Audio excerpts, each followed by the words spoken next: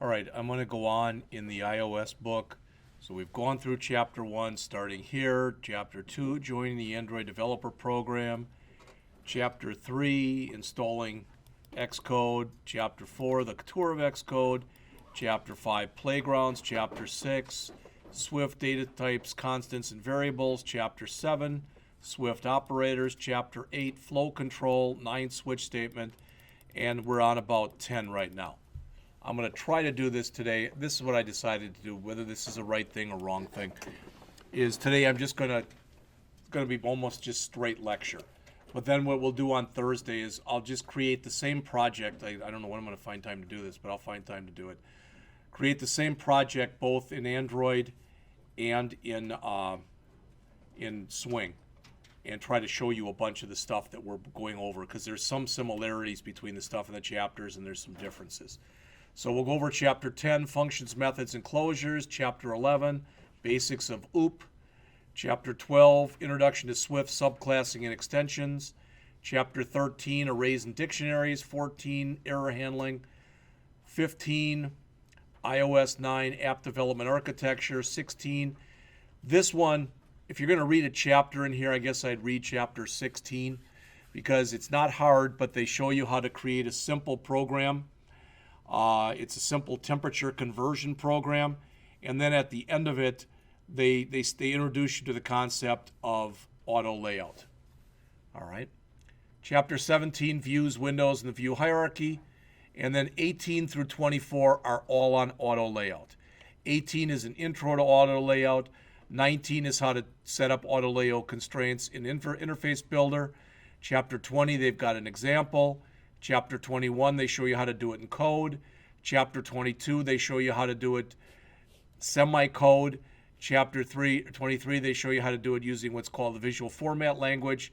And then Chapter 24, they show you the way it used to be done before auto layout, which I think started around iOS 7, and that was by using something called size classes. All right, so I hope to get through that much today. So that'll get us to about page 147, and we're on around page 60. So about 80, 90 pages, something like that. Now, I don't want to do this where we play this, what is a function, what is a method. I think you know this stuff, all right? You know what a function is, so you can see that up on the screen. I'm not going to read it. Basically, if you create a class and you put a function inside of that class, it's now a method, okay? How to declare a function, we've gone through and we've looked at this before. This should make sense to you now. This line right here in blue up on the screen should make sense to you. It's a function because it's got the keyword func. Again, if it happens to be inside of a class, it's now a method. The name of it is build message rather. It has two parameters. One is a string called name, one is an int called count, and it returns a string. That should be pretty much second nature to you by now. All right? And as far as calling this, basically in this case, if we called this function build message, we would have to provide it with two parameters, a string followed by an int. All right, there is some examples in there. All right. They go into a big thing in here on local and external parameter names. I'm not going to get into that right now. All right. You can create default values for your parameters if you want. So you'll notice here they've got name and it says string equal customer. So if you don't pass in the that parameter, okay, so if you just pass in count like this, all right. Now there's something that you do have to be aware of here. Notice here these are named parameters. All right, name and it's a string, equal customer, count and it's an int. All right. The recommendation is that you set it up like this, both in here and in here. But notice in here, since we have set up, that's a default, now we can say this. So the customer's name is going to be customer, right? Does that make sense to people? Because it's a default parameter that they put in there, okay? This is brand new in section 10.7. Returning multiple results from a function. So notice what they're doing. They're returning what's called basically that they're returning a tuple right here. Because what they're doing is you are calling this function called size converter. You're passing in a float that's of type length. Notice what you're returning. 3 different values. What we've always talked about from day one in here is a function can only return 1 value. And I could get into an argument over this with you, but I'm not going to. It still is returning 1 value. That 1 value is a tuple that's made up of multiple things. A tuple is kind of like an array. All right? So notice when we return the tuple, we can return multiple values. So we literally could have 10, 20, 30. It probably wouldn't do that, but you could. So these tuples can be as big as you want them to be. So as it says, the return type for the function indicates that the function returns a tuple with 3 values: yards, which is a float, centimeters, which is a float, and meters, which is a float. They don't have to all be of the same type. In this case, they are.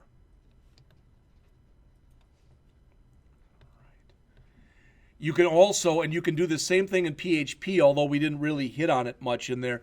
You can use in here what are called variadic parameters. See that? Everybody see the ... right there in blue? What that means is that you can call this function called display strings. You can call it like this. You can pass it in as many or as few strings as you want. The variadic means that it can have, a different amount every time that you call it. All right, where this is nice is I could pass in an array, a variadic array, and say add up all the values. All right, and I could pass in arrays of different sizes and have the same function handle all of them. Now, one thing about this, and again, this is where Swing in many ways is similar to JavaScript, parameters as variables. All parameters accepted by a function are declared constants. All right, what the heck does that mean? That means if you look up on the screen here, notice how we're changing length and we're changing width and we're changing, and we're returning length times width. It is not permanently changing these values. It is changing a copy of them. If I want to change something and I want the change to be permanent, they went back kind of to the old C way in here of doing it. All right. And it says when the value is assigned is passed through to a function, and that function both declares it as a variable, all right. Where do I want to get to show you this? Where is it? There it is. All right. Look familiar? You got to pass it with an ampersand. And you have to declare it in here as being an in-out. What an in-out means is it is both read and write capable. And if you make a change to it, it's a permanent change.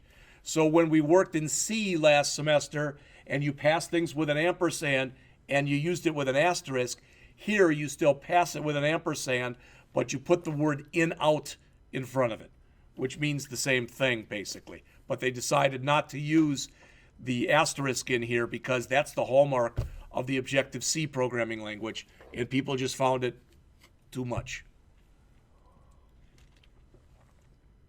All right. This section 10.11 in here, not totally, but in many ways, when you look at this, this is almost JavaScript. Because what we're doing in here is we're creating a function called inches to feet, where you pass in a float and you return a float. And you return inches times 0.0888, etc. All right? And here what we're doing right there is we're creating a brand new variable that's called 2 feet, TOFEET. That new variable that we're creating right here, we're setting it equal to that function. So now we still could call the inches to feet. We can call it that way, or we can call it by using the 2 feet. And you might look at that and go, I sort of get that, but what are you gaining from this? In this case, you're not gaining a lot. But imagine that you had a switch statement where you wanted to call different functions based on a value that was passed in. This leads to a lot crisper shorter code doing it this way. So please make sure you take a look at this functions as parameters in section 10.11. And that gets into the concept of closures. What closures are, for lack of better words, and this is page 82 in the book, but for lack of better words, a closure in Swift is like an anonymous function in JavaScript. What's an anonymous function? And don't say you don't know. Somebody answer. What's an anonymous function in JavaScript? It's a function without a name. That's what a closure is. All right? Notice we're creating a closure right here.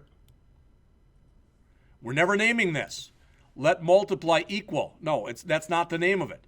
We're basically we're setting this thing up. And we're not giving it a name, but we're taking that closure and we're assigning it to something. All right? If you say that doesn't make sense, I don't understand it. A, read this. And B, then don't use it.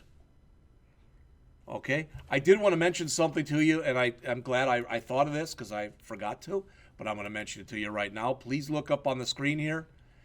You might find this of interest. I don't know, you might not. But if you do go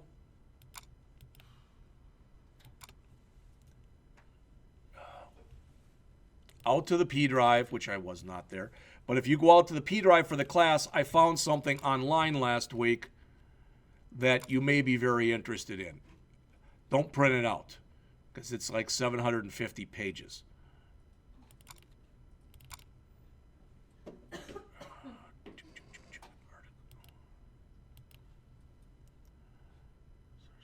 the hell did I put this?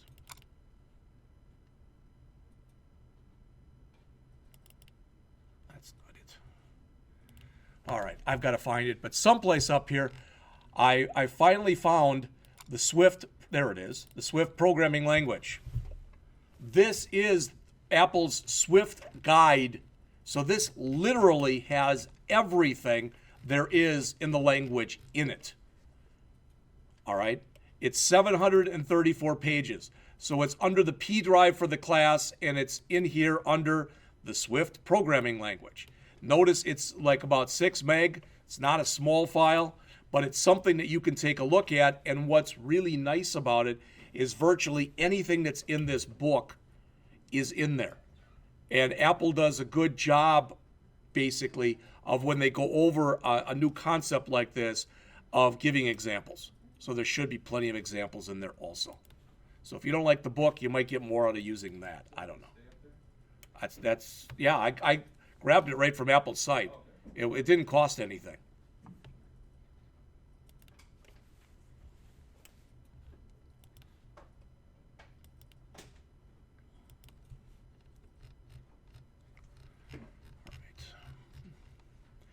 Now, Chapter 11 is on the basics of OOP.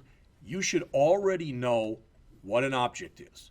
You should already know what a class is. These should not be new concepts to anyone in here. All right? When you create a class in Swift, you've seen stuff like this. In fact, what we've used so far has been like class, view controller, UI view controller, which means the view controller class inherits from UI view controller. So remember that colon in there means inherits from. So new class name inherits from parent class. All right.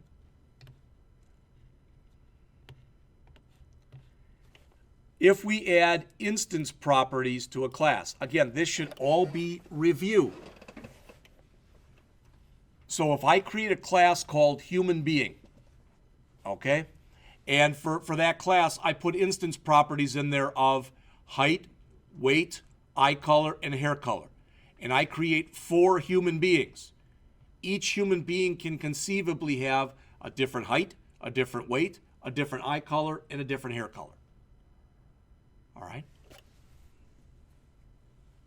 So instance properties are properties that can be unique for each object that gets created. All right?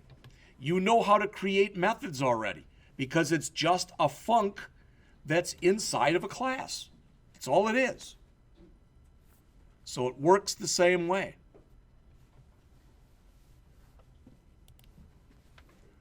All right. Now, please look at this, because this is maybe the most important part of this chapter. If you start something out with func like that, display balance, I think you'd all agree each customer in a bank would have their own balance. That makes sense, right? So that would be a class, that would be an instance method. Does that make sense? Each instance would have its own copy. When you precede the word func with the word class, now it's like something that you make static in Java when there's only one of them and that's shared.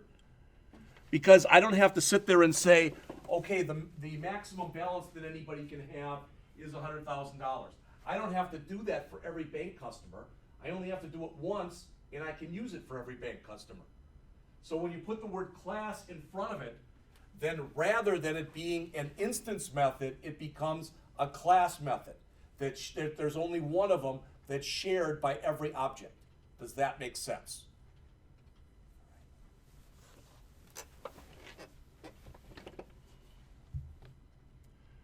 Remember, we talked about this before, we've looked at this before, that init is like a constructor in here. So if you want to do any initialization for your class, you should do it in an init method. The init method does not have to be at the beginning, but by standard, people put it at the beginning. Yes, sir. The class function you're setting in, it's basically when you use it, you're actually permanently changing the class information. This? Yeah. No, what this is if you remember, I gave you this example once before. I don't know if this will help or hurt, but you tell me. All right. If I'm creating a class that I'm calling human beings, and every time I create a new human being, I want to add 1 to a human being counter. If I do this, and I say human being counter plus plus, if I create 50 human beings, now I'll have 1 counter with a value of 50. If I leave that word off, and I do it, now I'm going to have 50 different counters, each with a value of 1. Does that make sense? So if you want something to be shared, if there's something, it's not global because that's not really what global means. But if you want something that's shared among different instances, you put the word class in front. Did I answer your question? Okay. All right. Not only is there an init, there's a dinit. You don't see it used very often, but you can. And as it says, it's for housekeeping stuff. So if you were working on an app that was opening up a database and you wanted to make sure that the database was closed at the end of the app, for example, you could do a dinit. Okay? Just like in Java, there's a constructor and there's also a destructor. The advantage of the dinit in this language is it's called on a more regular basis than the destructor is called in Java. All right. How do you call methods and access properties? You're used to this. The name of the object dot the name of the property, or the name of the object dot the name of the method. Shouldn't, and this stuff can appear either on the left-hand side of the equal sign or on the right-hand side of the equal sign. If it's on the left-hand side of the equal sign, you're doing a setter. If it's on the right-hand side of the equal sign, you're doing a getter. Does that make sense to everybody? All right, again, this is just stuff that hopefully, yeah, I remember that type of thing. They talk about stored and computed properties. Well, remember, what is this? If it starts with let, what is it? It's a constant. All right? And you literally can have in here getters and setters. There's a get. Now notice they are, you could look at that and go, well, that really shouldn't be a let because they're doing calculation on it. That's true. But that's the way they set it up, and there's nothing wrong with doing that.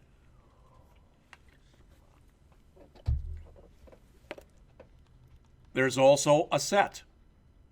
Just like we've seen in other languages, with a get, you're going to be returning something, but you're typically not going to pass anything in. All right? With a set, you're going to pass something in, but you're not going to return anything. All right?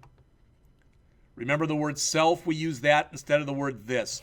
Most of the time in this language, most of the time in Swift, you don't need to use the word self. if you think your code is correct, but for some reason you're getting an error message, put in a self dot before whatever the line is that's in question. That may fix it. I mean, that's a very generic, that's not going to fix every error you have. I don't mean that. But there are times you might use the self dot. If you take it out, you'll find out you really don't need it. And the author mentions, here's an example. There's no reason that you'd need it here. Doesn't make any sense. You could write it like this. But there are a couple cases, such as the ones that we've talked about, where if you pass a parameter in and that parameter has got the same name as the actual name of the class variable, all right, then you have to. And there's a few other cases also. All right. One of the things that you can do, or a couple of them, I guess, that you can do in this language is you can do what are called subclassing and extensions. What's subclassing? It's inheritance. So I make a bank account class, and I might decide later, well, you know what? I want to have a savings account. So I'm starting to make a class hierarchy. So whereas bank account doesn't inherit from anything, it's the root class, savings account inherits from bank account. Does that make sense? Because a savings account is a bank account type of an idea. All right. Overriding, we've talked about this before, that what I can do is in my savings, in my bank account, I can make anything, so I can have a display balance in here. But maybe for a savings account, I want to display the balance in a different way, for example. And I can do that. I can do an override. If you override something, you have to use the word override to let the system know you're doing it. All right? And it's still possible, I believe it's still with the word super, that you can say super dot, you can still call the parent, but you don't have to.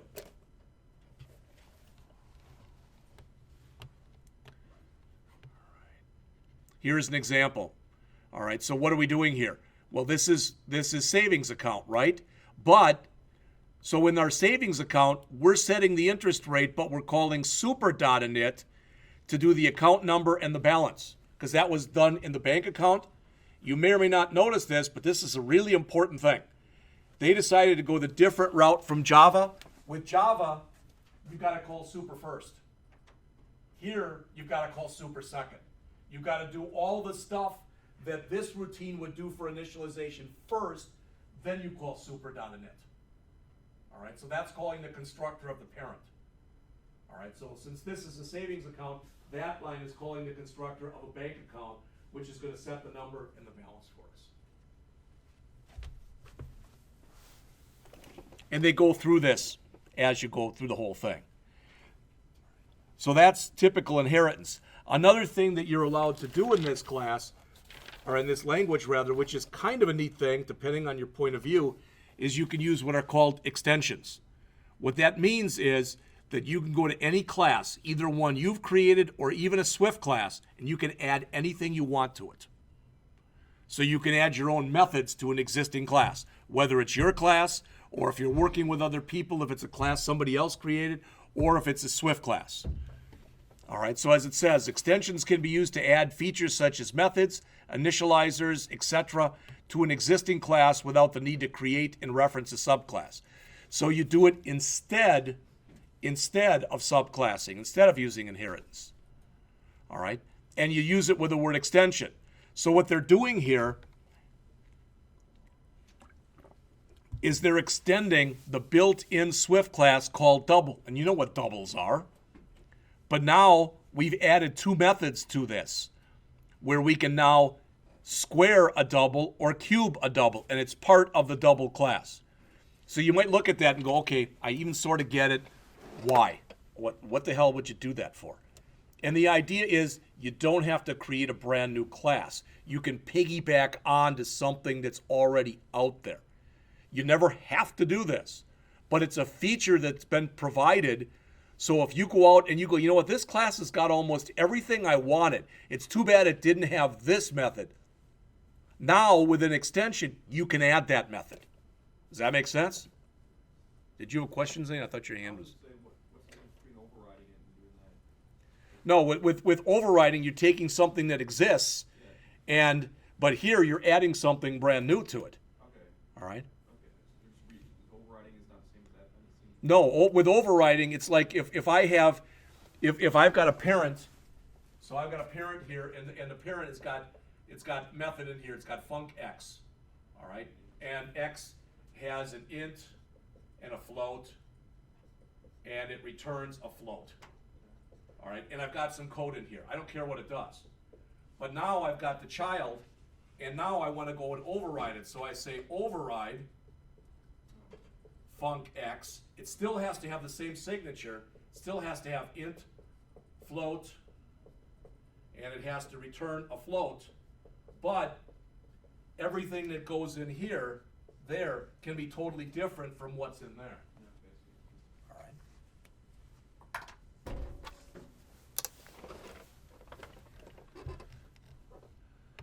All right. We've worked and looked at arrays already in here.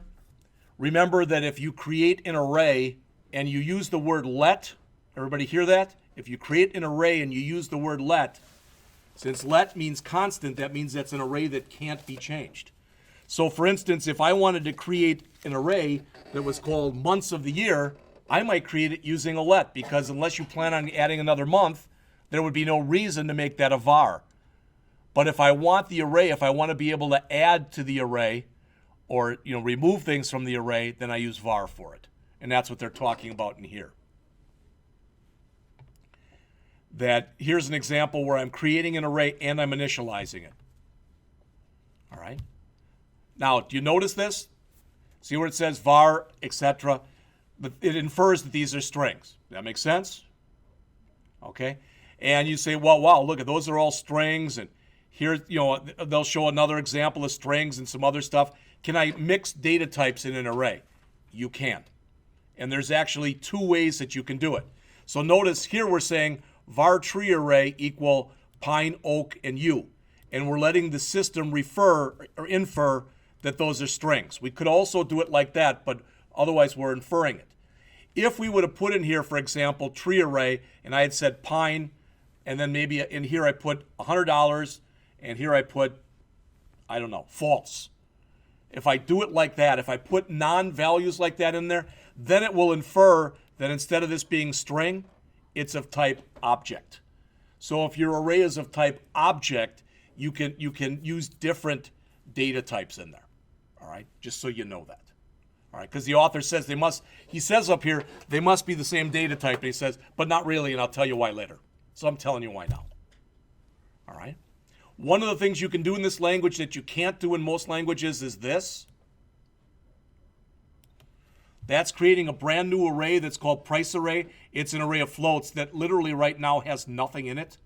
In most programming languages, because arrays are done at compile time, they're early binded, you've got to give them a type and you've got to give them a size. Not in this language. But if you are going to do it like this, to my knowledge at least, you must give it a type. Because you can't just say var price array equals paren paren. That doesn't make sense to the system. It doesn't know what kind of an array it is. You can put object in there though, like I said. All right. A couple other things that they allow you to do. Please take a look at this. This is going to create an array of 10 strings. Each string is going to be initialized with my string. Kind of a stupid example, but why couldn't that be int? Why couldn't that count here be 1,000? And why couldn't that repeated value be 0 right here? All right, if I wanted to do that, I could. So that's a very fast way that you can initialize, especially a numeric array. All right. You can do weird things in here that you can't do in most other languages. So here's our first array, here's our second array, and our third array, just add the two. You will run into problems if you create this like this, and your second array has non-strings in it, and you try to add them. Because the system says, oh, well, those are strings, and let's just say we put numbers in here. Oh, those are numbers. And remember, this tries to be the safest typing language there is. I believe that's going to blow up when you try to do that. But if you made that object right here, so if you said that was colon object and you put this in here, and then you said colon object here and you put in numbers, I see no reason why you couldn't add them then. Then you would just have, for instance, red, green, blue, 1, 2, or something like that. What if the first one was like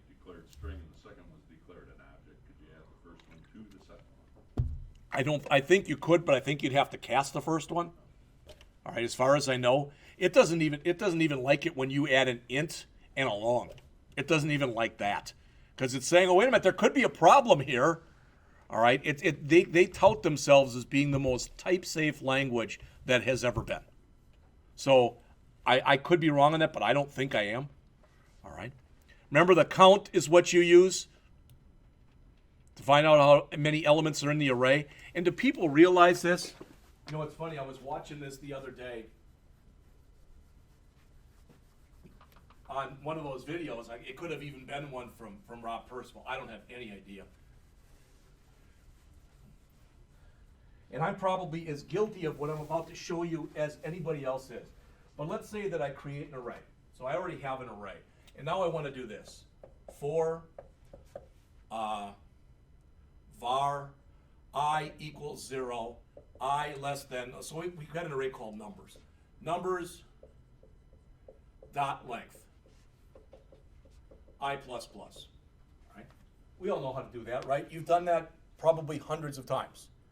But what you may or may not know is what you really should be doing is this. You should be coming in here and saying something like, in fact, I wouldn't even need it to be a var. Let len equal numbers dot length. No, we don't need those, remember that. And then in here, we just say len. Anybody know what the advantage of doing that is? Every single time that we go through this, the system has to go back and figure out what the length of the array is. If we did it the other way. Does that make sense? It has to do that because you're calling a method to do it, or a property, but it's got to figure it out. This way, you only have to do it once. And this is a static number. This number isn't changing. And I don't care what language you're talking about. It doesn't have to be Swift. In any language, you should be doing it like this because it's going to make your program run faster. Yeah. What if the length of the array changes? No, if the length of the array shouldn't be changing within here. All right. But here, like I said, you're doing it once. All right. But if you put it in the other way, numbers.length, it's going to figure it out. It's going to be something that's going to be very minor. But again, when you start going through different apps, and you start saying, how can I tweak this to make it run faster? That's the kind of thing you want to look for.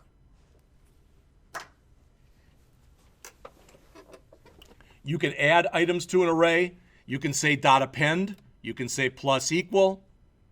You know, a lot of different ways. If you would use the insert method, you can insert wherever in the array you want to insert at. Remember, as always, arrays are zero based. Okay. You can iterate through an array. I was reading an article between classes here where they had literally it was in a different language, so it was the for each, and they went through the for each versus the for, and they found out using this way to just iterate through an array is about 4 times faster typically. All right. Again, with the mixed type arrays, this is what I mentioned to you before. All right, you make a type. Is it any object? I guess it's any object. I thought it was object, so I apologize. So it's any object, which means literally it can hold anything. But you run into problems with this because what if you tried to do this? This isn't what you asked, John, but okay. Now it's going to go through there and it's going to multiply 1 by 10, not a problem. 2 by 10, not a problem. 45 by 10, not a problem. Hello by 10, problem. So it says in here, if you want to remove that error, you have to do downcasting. All right? Which basically, that shouldn't give you an error message. All right? This will, this won't. All right? So what you're telling it to do in here, as long as you can do it, do it. There's better ways of doing it than this. What you really should do is iterate through the entire array first and run a numeric function on there to make sure that everything that's in there is numeric. All right? But again, that's why some books will tell you never, ever, ever use this. Because it goes against the grain of everything the language is trying to get across. All right. So says string dictionaries are allowed to be stored and managed in form of key value pairs. Does this sound familiar? You know, in other languages, we've used associative arrays, you know, not zero-based. But for instance, if you wanted to create an array, they give you an example here. And this example, pardon my French, but it kind of sucks. A better example would be, for example, we might use in here, WI, Wisconsin, MI, Michigan, IL, Illinois. Those are the key value pairs. He doesn't even make them ISBN numbers. I don't know what the hell those numbers are. All right, I can tell you those aren't ISBNs though. They're not long enough. All right, so he's doing something on his own. But the point is, key value, key value. So if you want the equivalent of an associative array in Swift, what you're using then is a dictionary. Does that make sense? And they're just like with arrays, there are a bunch of built-in methods that you can use. There's a count method. Why? Because these are just arrays. But rather than them being numerically indexed, they're typically indexed using some kind of a string value. All right?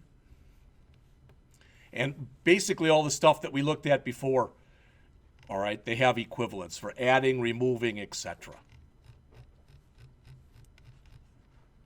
All right. Error handling up on page 107 here says understanding error handling in Swift 2. All right, yeah, I love this. In a perfect world, a running iOS app would never encounter an error. All right.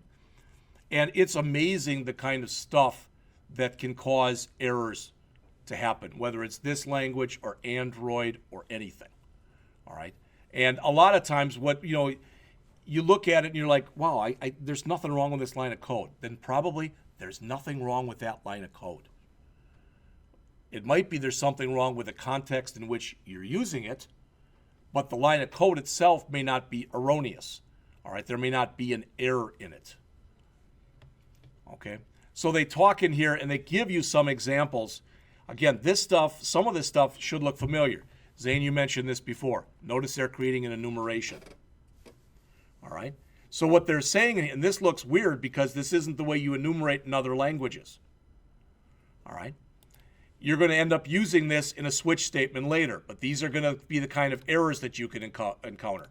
And if I go through this and you think I'm doing it too fast or it doesn't make sense, all right, then go back and actually take a look at it and read the chapter. It's a very short chapter. All right. So it says once you declare your own error types, you can use it. Remember that? Okay. You can say that it throws a certain type of error.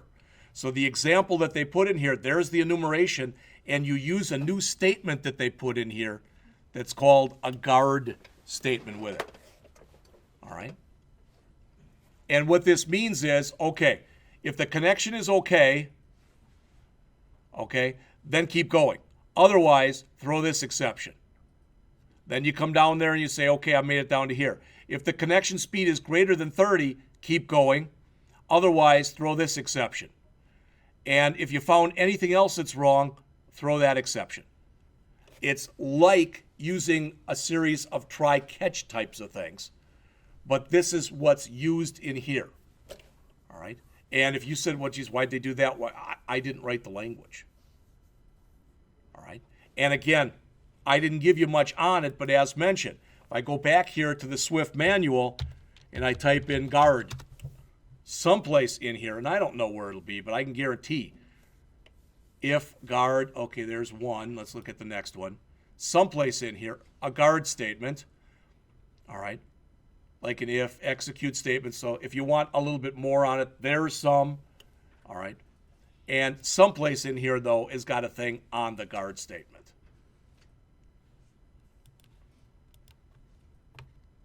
So you look at the example, and really it's not bad, because if you look at this, it should make sense because it looks similar. It's not identical, but it looks similar to stuff we've done in other languages. So we've got a function called sendFile. No parameters, returns a string. Then we put a do loop in here. In the do loop, this is our try. So we're trying to do this. All right. If we have no problems, it's going to come down and it's going to return successful transfer. If we have a problem, it'll try to figure out what the error was. So it'll check, again, the most specific error first. So if there was no network connection, then it'll check. If the speed was too low, then it'll check if the file was not found. If it's not one of these, but there's still an error, it's just going to return a generic message at the end. The exact same way that we've done it in other languages. All right, it's just that we're used to seeing try-catch, but the try is wrapped inside of a do. They just set it up like that syntactically. Again, I can't give you the reason why that was done, all right, but that's the way that it's set up. All right. We looked this morning a little bit, this morning, and we talked a little bit about a defer statement. You may or may not remember that from this morning. It's one of the things that we talked about when we were talking about some jQuery stuff. And we said you can defer, which means try to run everything, and if you have a problem, wait till you're all done and then do it. They've got something similar to that in here. Notice it says the defer statement allows a sequence of code statements to be declared as needing to run as soon as the method returns. So in other words, when you get done with this and you return this, then run this. It's kind of like a finally. All right? But what's weird is it goes above everything else. First time I saw that, I thought, why didn't they take that and put it down here? They didn't. All right?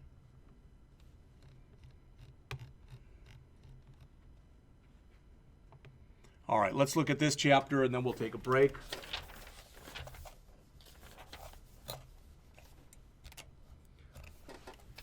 This is an overview of some of the stuff that's in here. And Zaina, you'd mentioned this before, so we're going to talk in just a second, a little bit when they talk in here about MVC, all right, about Model View Controller.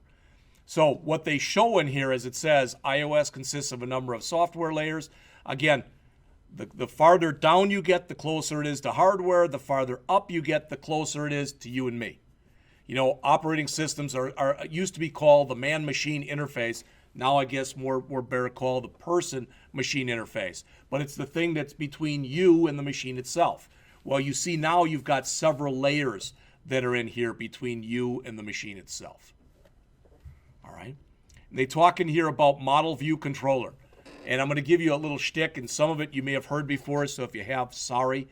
I kind of look at it that you have actually been using Model View Controller since semester 1 in here. All right? And what I mean by that is, what did we start doing right away? In the 157 class, you learned HTML, then you learned some CSS, and towards the end you learned a little bit of JavaScript, plus you were taking the 119 class, which was JavaScript. All right? So when you talk about, let's just decompose this. When you talk about a view, it's how something looks. That's kind of the CSS in a web page. All right? If you talk about the model, that's kind of your HTML. It's your content, basically. And if you're talking about how the view and the model interact with one another, that's the controller. It's the logic. And that's kind of what JavaScript is. Now, that's not a great explanation. All right? Typically, in a true model view controller architecture, the model will be either it'll be a database, or it'll be classes based off of a database, but typically it'll be both. All right? The view, depending on the type of app you're writing, could be whatever shows on the screen. You know, it could be whatever. And the controller is how the view and the model communicate with one another. So, I mean, even looking, like, I guess I erased it, but the example that we had up there before with our BMI, all right? How did we communicate? The system basically used the code. The controller was kind of the calculate button, all right? And what we were modeling basically was somebody's weight. We just happened to be manually putting them in there. And then the controller, like I said, are the buttons. And what we're modeling, though, what we're trying to model is weight status. All right. Now, that isn't the same thing that they say in here, but the idea of model view controller design is you want to separate out the model from the view from the controller.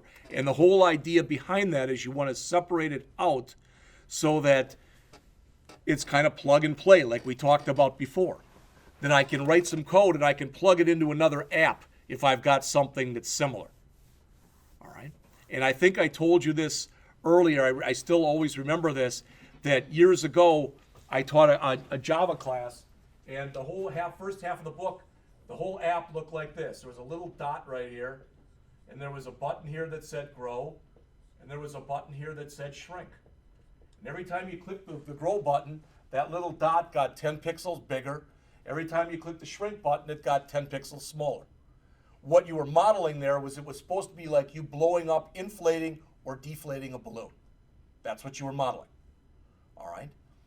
The view was what it looked like on screen at any time, and the controller were these two things. All right. I don't know if I'm making it easier to understand or harder to understand. You can read all sorts of paraphernalia on model view controllers, and there'll be a lot more disagreement over things than there will be agreement. Now, what they get into here, and this is good, this target action pattern, especially anyone in this room, and I don't know who you are, but if there's anyone in this room who doesn't understand the difference between an outlet and an action, remember, when we drag down and we're creating a variable, it's going to be an outlet. If we drag down and we want to write some code, it's going to be an action. But if you need more than that, you can read this section in here. All right? And delegation, we've started looking at that, but not really very much yet. As it says, it allows an object to pass the responsibility for performing tasks to another object. It's like delegation in real life. All right? If there was a time not that long ago, I don't remember what it was, but I was going to make copies. And I remember John said, I'll go up and make those copies for you. So in a way, I delegated the authority to make the copies to him. He can do that because he's got the ability to walk into 2503 and walk into the copy room and no one will say anything. If I said, Thwan, do it, would you please do it? And she walked in there, they would stop and ask her who she was, because she wasn't somebody delegated with that responsibility. All right? All right, let's take a break then. It's 3:51. Let's come back at 4:05. We'll pick it up here on Chapter 16.